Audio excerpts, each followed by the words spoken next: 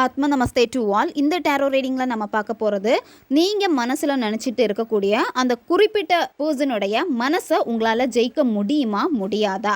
இப்போ உங்களுடைய லவ் என்ன சுச்சுவேஷனில் இருந்தாலும் சரி, உங்கள் லவ் இப்போ ஏதாவது இக்கட்டான சுச்சுவேஷனில் இருக்குது, இதை நான் எப்படி சமாளிக்கிறது, இப்போ கரண்டாக உங்களுடைய லவ் என்ன நிலமையில இருக்கோ அதை மனசில் நினச்சிக்கோங்க.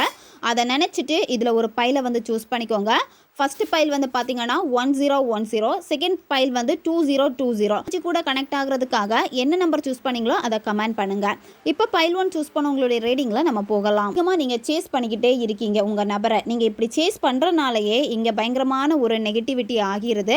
வேறு வேலை விஷயமா இருக்குது அப்படின்னா அது சார்ந்த விஷயங்களில் உங்களை நீங்கள் பிஸியாக வச்சுக்கோங்க. அழிவான ஒரு பர்சனாக உங்கள் பர்சனுக்கு தெரியலை அப்படின்னா ஃபிசிக்கல் ரிலேஷன்ஷிப்பை தான் மெயினாக இது இங்கே குறிப்பிடுது. பைல் 2 சூஸ் பண்ண உங்களுடைய ரீடிங்கில் நம்ம போகலாம். ஏன்னா உங்கள் பர்சனை உங்ககிட்ட தக்க வச்சுக்கணும், அதுக்காக நான் என்ன வேணாலும் பண்ணுவேன் அப்படிங்கிறதுக்காகவே நீங்கள் இப்போ இருக்கீங்க.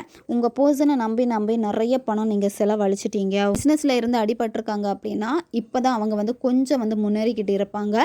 ஒரு சிலருக்கு பார்த்தீங்கன்னா தாட், அதாவது உங்களை விட்டுட்டு வேற பெட்டரான ஒரு லைஃப் வேணும் அப்படின்னு நினைப்பாங்க. வேல்யூ அப்படிங்கிறது நீங்கள் காட்டணும். அதுக்கு நீங்கள் என்ன பண்ணணும் அப்படின்னா, நீங்கள் கடவுளை அதிகமாக நம்புங்க. இப்போ நிறைய பேருக்கு கடவுள் நம்பிக்கை, யூனிவர்ஸ் நம்பிக்கை இருக்காது. நீங்கள் எவ்வளோக்கு எவ்வளவோ அதிகமாக யூனிவர்ஸ் கடவுளை நம்புறீங்களோ உங்களை புரிஞ்சுக்கிறதுக்கான ஒரு டைம் கண்டிப்பாக வரும்.